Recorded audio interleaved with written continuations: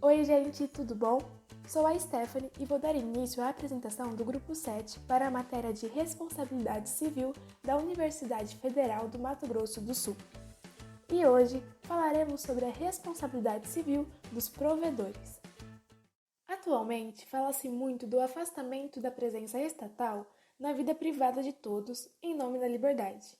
Entretanto, as novas tecnologias que ganham cada dia mais espaço na nossa vida privada acabam gerando situações de conflitos inusitados, os quais só se resolvem no judiciário.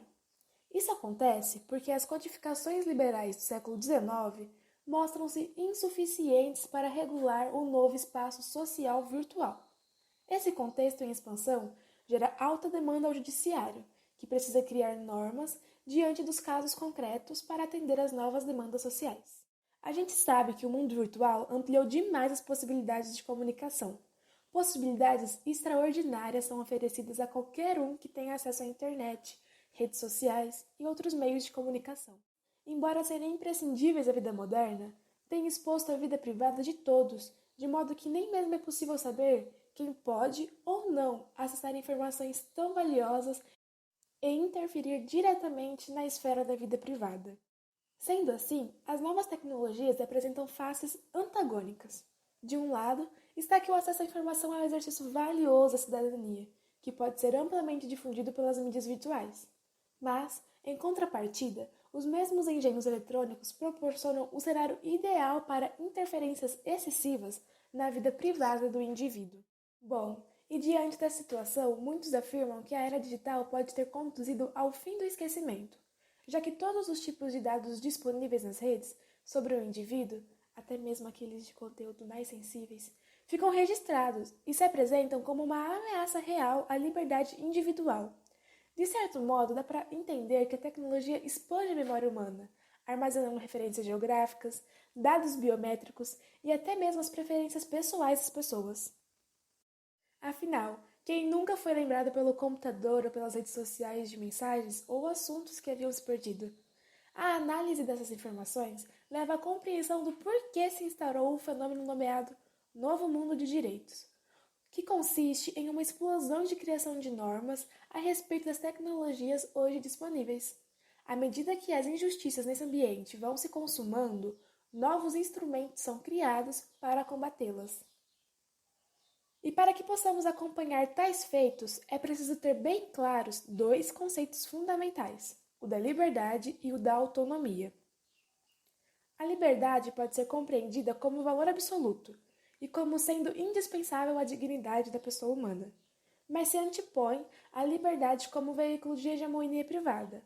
Essas duas faces da liberdade são constantes temas de enfrentamento entre o direito público e o direito civil, pois este último se ressente do voluntarismo que intensificou as desproporções entre os poderes privados na atividade econômica.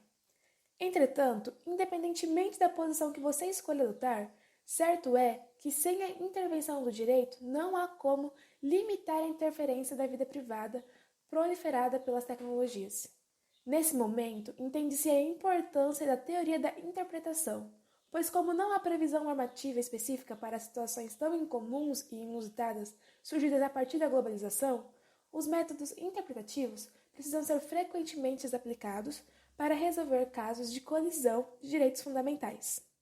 Olá a todos, eu sou o Leonardo e vou falar um pouquinho sobre os desafios acerca da tutela jurídica adequada, devido à dinamicidade da internet. Bom, como todos nós sabemos, a internet nos concede um cenário de ampliação das liberdades, nos permite uma comunicação mais rápida, um acesso à informação muito mais rápido que antigamente, só que em contrapartida, ela amplia também o potencial danoso a bens juridicamente relevantes, podendo diversas vezes ameaçar a autonomia existencial. O ambiente virtual está em constante mutação, assim como todas as tecnologias.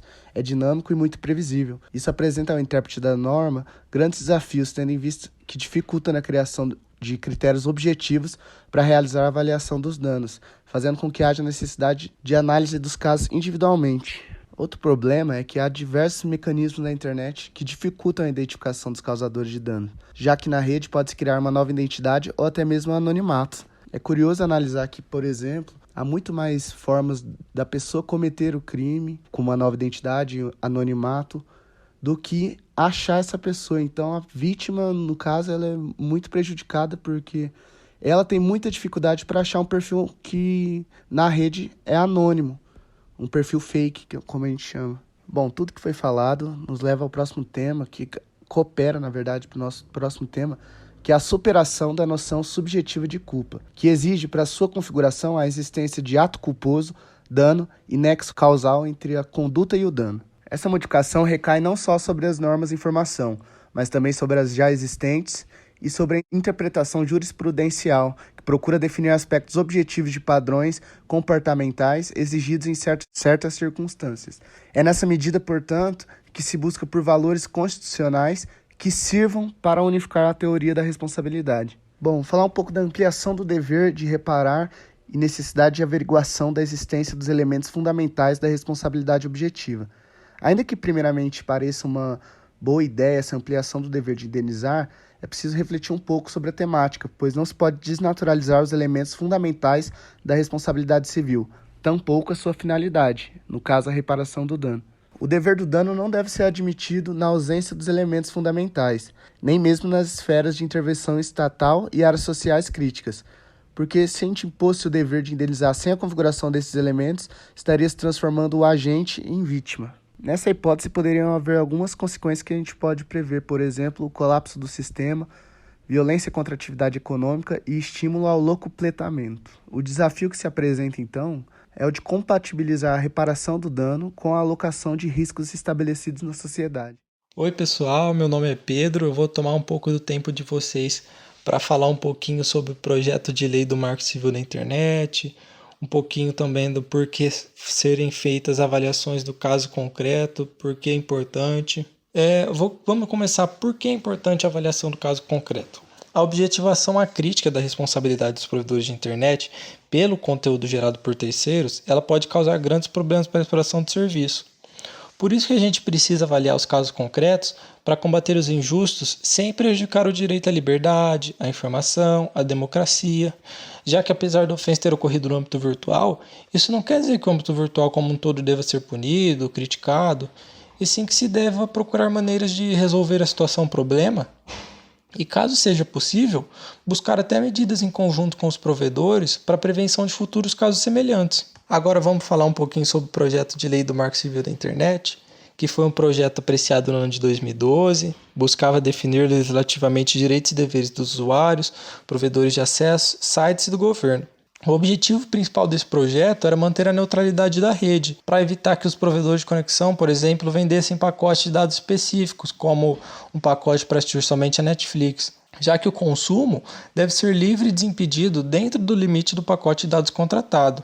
A gente tem que ter uma liberdade individual para poder escolher o que assistir dentro do pacote de dados contratado, mas sem qualquer tipo de restrição. Outro ponto interessante do projeto era a proibição de os provedores armazenarem dados e informações que os usuários fornecessem durante a navegação. Qual era o objetivo de ambos esses pontos? Vocês podem me perguntar. O objetivo era impedir interesses comerciais capazes de ferir o usuário, já que a empresa provedora poderia firmar parcerias com outras empresas, por exemplo, para vender esses dados ou até possibilitar o acesso mais rápido nos sites dessas empresas e o acesso mais lento em sites das empresas que não constituíam parceria. Agora falando mais um pouco sobre o Marco Civil, ele foi registrado como a Lei número 12.965 de 2014, estabeleceu, como eu disse, princípios, garantias, direitos e deveres para o uso da internet no Brasil. Agora eu vou dar uma pincelada nos seus artigos, como fundamento seu artigo 2º, o respeito à liberdade de expressão, os direitos humanos, o desenvolvimento da personalidade, o exercício da cidadania em meios digitais. Alguns outros fundamentos são a pluralidade, diversidade, abertura, colaboração, etc. Ou seja, são fundamentos que já existem no mundo real, que foram colocados no mundo virtual para permitir a convivência mútua dentro do ambiente virtual, como, por exemplo, respeito ao próximo, respeito à mútua, cidadania virtual, para que a gente consiga também viver em sociedade virtualmente, sem ofender uns aos outros, etc. E O projeto também contempla a possibilidade de responsabilização dos agentes internautas de acordo com suas atividades dentro da rede. O Marco Civil tem, portanto, o objetivo de promover o direito de acesso à internet a todos, no artigo 4º.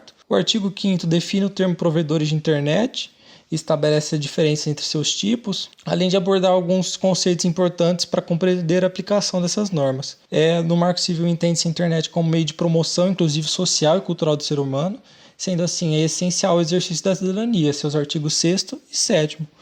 Prevê-se também a inviolabilidade e o sigilo das comunicações, salvo ordem judicial em contrário, apenas as pessoas que participaram daquela conversa na rede irão saber o que foi veiculado lá dentro. E no que se refere à responsabilidade civil, ela prevê o não fornecimento de dados pessoais, inclusive registros de conexão e acesso, salvo mediante nosso consentimento ao visitarmos sites, aplicativos, rede. Ou seja, a não ser que tenhamos consentido ao entrar naquele site, naquele aplicativo, eles não podem armazenar dados que fornecemos durante a nossa navegação. Oi gente, tudo bem com vocês? Eu sou o Diego e eu vou dar continuidade ao tema. Bom, existem 2 artigos da Lei 12.965 de 2014 do Marco Civil da Internet, sendo mais específico os artigos 18 e 19, que vêm gerando discussões ao seu respeito, e por isso nós devemos analisar com um pouco mais de atenção o seu conteúdo. Esses artigos prevêem a responsabilidade subjetiva como forma de promover a liberdade de expressão e conter os atos ilícitos cometidos nas redes. O artigo 18 dispõe do seguinte conteúdo: o provedor de conexão à internet não será responsabilizado civilmente por danos decorrentes de conteúdo gerado por terceiros. Pode-se dizer, então, que, segundo o artigo 18, os provedores não serão civilmente responsabilizados por conteúdos que tenham sido gerados por terceiros. Então, portanto, não há que se falar em responsabilidade nessa situação.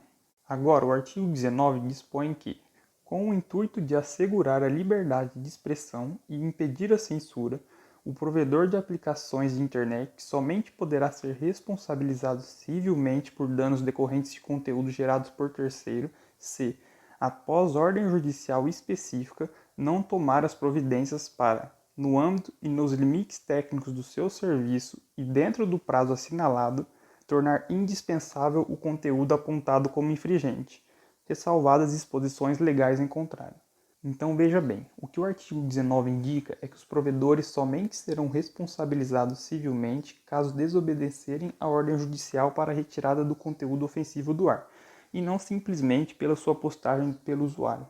Comparando o teor desses artigos com o que já discutimos anteriormente, nós podemos perceber a influência que os artigos receberam do entendimento jurisprudencial e do doutrinário. Mesmo assim, ainda tem se discutido com certa frequência a constitucionalidade do artigo 19, porque a partir da leitura dele fica evidente a preferência em que o legislador tem pela proteção à liberdade de expressão. Portanto, ainda cabe algumas considerações finais acerca do teor desses artigos. A primeira é a necessidade de ordem judicial. A partir do artigo 19, a fim de assegurar a liberdade de expressão e impedir a censura, nós podemos perceber que o provedor somente pode ser responsabilizado por danos pelo conteúdo produzido por terceiros se houver ordem judicial exigindo a retirada do conteúdo do ar, e no caso, se essa ordem for descumprida. Ou seja, é preciso que o provedor não retire do ar o conteúdo ilícito e danoso à vítima. O segundo ponto em que devemos destacar é que somente a ordem judicial obriga o provedor a retirar o conteúdo do ar, e somente pelo seu descumprimento que pode se responsabilizar o provedor, de modo que a notificação extrajudicial, mesmo que produzida pelo ofendido, não gera a responsabilidade do provedor pelos danos causados. Mas nesse ponto, vale um destaque sobre um comentário feito do STJ, dizendo que o desatendimento de notificação extrajudicial já basta para atribuir a responsabilidade ao provedor pelos danos. E é exatamente sobre esse segundo tópico que recai as maiores críticas ao artigo, pois alguns apontam que a necessidade de se recorrer ao judiciário para conseguir a responsabilização do provedor fere o direito constitucional de acesso à justiça. Dessa forma, a opção do Código Civil pela responsabilidade subjetiva do provedor, bem como as conclusões dos tribunais, elas não são menos protetivas às vítimas, já que não exigem a intenção culposa do agente de difícil comprovação. Bom, pessoal, eu sou a Manu e agora a gente vai conversar um pouquinho sobre qual tem sido o entendimento dos tribunais a respeito da responsabilidade dos provedores de internet. Mais precisamente, eu vou falar aqui sobre as decisões do STJ, ok? Desde já, eu vou adiantar para vocês que essa corte tem defendido a responsabilização subjetiva dos provedores de internet. Mas não em todos os casos, porque para os nossos tribunais deve haver responsabilização subjetiva dos provedores apenas quando o juiz profere ordem de retirada de determinado conteúdo ofensivo do ar e os provedores deixam de cumprir essa ordem. Nesse sentido, o STJ já decidiu que a súmula 211 da própria Corte é aplicável na esfera virtual também, o que quer dizer que tanto o autor da matéria quanto o proprietário do meio de divulgação do conteúdo são civilmente responsáveis pelas publicações disseminadas. Nessa linha de entendimento, eu também quero destacar o recurso especial 1.192.218 de relatoria da ministra Nancy Andrighi da terceira turma, que afirma que os provedores eles não têm a obrigação de filtrar dados e ou imagens inseridas por terceiros. Então, vou dar um exemplo para esclarecer as coisas. Segundo o STJ, se for feita uma publicação com conteúdo ofensivo na rede, independentemente de ser um texto, uma imagem ou uma mistura dos dois, e após provocado o juiz proferiu ordem de retirada do conteúdo do provedor, esse último tem 24 horas para cumprir a ordem de retirar o conteúdo do ar. Se ele não cumprir a ordem do juiz, vai responder solidariamente, junto com o autor da postagem, pelos danos que a postagem vier a causar. Por outro lado, quando alguém faz uma denúncia sabendo que a publicação não continha qualquer conteúdo ofensivo ou passível de causar danos, aquele que fez a denúncia abusiva fica sujeito à responsabilização civil, desde que demonstrada que essa conduta causou danos. Bom, e onde a gente propõe essas ações que buscam discutir a responsabilidade civil do provedor e retirar conteúdos ofensivos da rede? Essas ações elas devem ser propostas nos juizados especiais. Inclusive, vale a pena mencionar que é perfeitamente cabível nesses casos a interposição de pedido de tutela antecipada. Além disso, se o provedor tem informações de contato do usuário responsável pelo conteúdo impróprio, fica obrigado a comunicar os motivos que levaram à disponibilização do conteúdo, de forma a possibilitar ampla defesa. Tem mais algumas decisões super interessantes que eu gostaria de comentar aqui. Por exemplo, em outra oportunidade, o STJ reconheceu que provedores de busca não têm o dever jurídico de retirar conteúdo, exceto em algumas hipóteses bem específicas, como casos que se relacionam com o direito de esquecimento e que vinculam pessoas a conteúdo muito nocivo e chaves de busca determinadas. Tem uma hipótese diferente de responsabilização do provedor que tem aplicação subsidiária, e é aplicável só nos casos em que há responsabilização do conteúdo gerado por terceiro e que viola a intimidade da pessoa, como, por exemplo, as fotos de nudez. Aqui, o provedor ele é responsabilizado se depois de ter sido notificado extrajudicialmente, seja pelo ofendido, seja pelo seu representante legal, deixa de, nos limites técnicos, tornar disponível o conteúdo. Então, considerando todas essas decisões do STJ que eu comentei aqui, a gente pode extrair algumas considerações importantes. Que nessa corte, em regra, tem prevalecido o entendimento que o autor dos conteúdos causadores de danos tem o dever de repará-los, mas o provedor só responde por ilícito se desobedece a ordem judicial que determina a retirada do conteúdo do ar. Por isso, a gente pode afirmar que no caso dos provedores, aplica-se a chamada responsabilidade civil por omissão. Lembrando aqui que não são todas as decisões que vão nesse sentido. Inclusive, eu já comentei com vocês o caso dos nudes, mas a maioria delas apontam para essa direção. 2. Extraímos também que o provedor não tem responsabilidade de fiscalizar previamente as informações postadas na web. E 3, que não há risco inerente à atividade que ele desempenha simplesmente porque existe a possibilidade de alguém fazer publicações ofensivas na rede, o que quer dizer que o STJ concluiu pela não aplicação da responsabilidade objetiva prevista no parágrafo único do artigo 927 do Código Civil, no caso dos provedores de internet. Por fim, uma curiosidade que eu queria trazer para vocês é que o STJ diz que os provedores têm que armazenar as informações do usuário por 3 anos após o cancelamento do serviço, para que seja possível e mais fácil identificar os autores de conteúdos abusivos ou ofensivos. É isso, pessoal. Bem, vamos lá. Espero que ainda não estejam cansados. Meu nome é Nathalie e eu estou aqui para continuar a discutir esse tema tão interessante com vocês. Como nós já falamos anteriormente, o artigo 19 do Marco Civil da Internet é bem polêmico entre os juristas que exploram o tema. E, como tudo no direito, existem divergências sobre o assunto, que chegam a questionar até mesmo a constitucionalidade do dispositivo. Qual será, então, o motivo de toda essa discussão?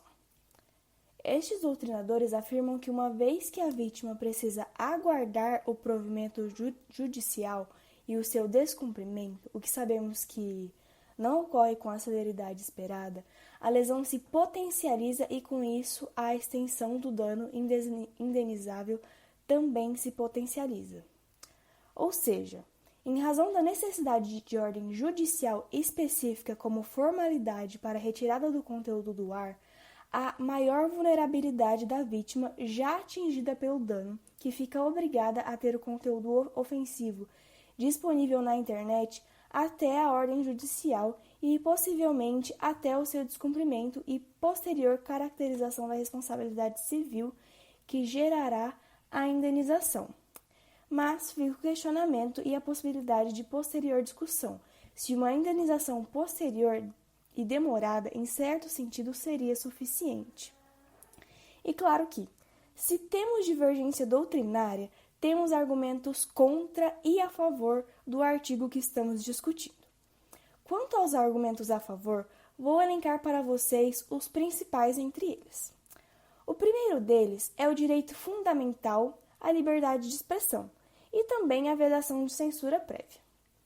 O segundo deles está no artigo 5º, inciso 25 da Constituição Federal, que trata da inafastabilidade do controle jurisdicional. O terceiro deles é o princípio da legalidade. O quarto ponto elencado a favor do Marco Civil da Internet é o perigo de entregar o poder ao provedor de retirar um conteúdo do ar sem prévia ordem judicial, o que supostamente evitaria a continuidade do dano, mas entregaria superpoderes ao provedor de internet. Nesse mesmo sentido, foi uma decisão do STJ que se manifestou a respeito do assunto, afirmando ser subjetivo o dano psicológico ou a imagem, e que seria impossível delimitar parâmetros objetivos de que se pudessem valer os provedores para fazer essa análise. Quanto a esse ponto, eu concordo que seria mesmo muito complexo entregar essa escolha aos provedores de forma livre e desimpedida. E vocês, o que acham? Por fim, podemos dizer com certeza que a intervenção do Poder Judiciário é muito importante para a maior segurança jurídica da sociedade como um todo. Chegamos agora aos argumentos dos autores que pedem pela declaração de inconstitucionalidade do dispositivo. Vamos aos pontos, então. O primeiro deles é que eles afirmam que o dispositivo viola o artigo 5º, inciso 10º da Constituição Federal, que consagra o direito à intimidade, à privacidade, à honra e à imagem, determinando que seja assegurado o direito à indenização pelo dano material ou moral decorrente de sua violação. O segundo ponto é que eles argumentam que seria um retrocesso à proteção dos direitos fundamentais, já que torna a propositura da ação judicial imprescindível à responsabilização do provedor, o que iria de encontro ao princípio de livre acesso à justiça. Importa aqui nós lembrarmos que o TJSP, por meio do controle difuso de constitucionalidade, considerou inconstitucional esse dispositivo por tratar a ação judicial como um novo requisito para a responsabilidade civil. Outro ponto deles é que parece haver preferência do legislador à liberdade de expressão em detrimento de outros direitos fundamentais. Por fim, eles dizem também que o legislador privilegiou a tutela patrimonial dos direitos autorais em relação à dignidade humana. Infelizmente, estamos chegando ao fim. E eu gostaria de finalizar falando sobre a cláusula geral de responsabilidade objetiva do Código de Defesa do Consumidor. Esta cláusula não se aplica aos provedores de internet, isso porque não há obrigação de fiscalizar previamente o conteúdo disseminado pelos usuários do seu serviço. Mas, e como sempre, aqui também há um mas. Todas as vezes que estiver configurada a relação de consumo, será aplicado o CDC. Sendo assim, o provedor responderá objetivamente pelos danos causados por defeitos na prestação do serviço, como, por exemplo, falhas na comunicação, de atualização e armazenamento de informações. Para podermos concluir, temos que a aplicação do artigo 19 é devida somente se não incidir no caso a relação de consumo, pois, se essa estiver configurada, entende-se que o provedor assumiu o risco da atividade, devendo-se considerar a extensão e os limites do risco assumido. Porém, havendo descumprimento de ordem judicial que exige a retirada do conteúdo, há defeito na prestação do serviço, e aí invertemos o ônus da prova e somente se afastará a responsabilidade diante de excludente de causalidade, pela aplicação do Código de Defesa do Consumidor. Para finalizar mesmo, será que tem alguém comigo aí ainda? Eu trouxe recurso especial número 1.186.616. Ufa, consegui falar. Treinei a tarde toda para esse momento. Da famosíssima ministra Nancy Andrighi, que foi a relatora, que afirma que a exploração comercial da internet configura fornecimento de serviço à luz do CDC. E mesmo que seja gratuito pelo provedor, a relação de consumo não é desvirtuada. Desse modo, mesmo sem remuneração direta, as vítimas dos danos são consumidores por equiparação. E aí, pessoal, vocês são team inconstitucionalidade ou team #fica artigo 19 do Marco Civil da Internet? Muito obrigada pela atenção de cada um que ficou acordado até aqui e até a próxima. Tchau, tchau!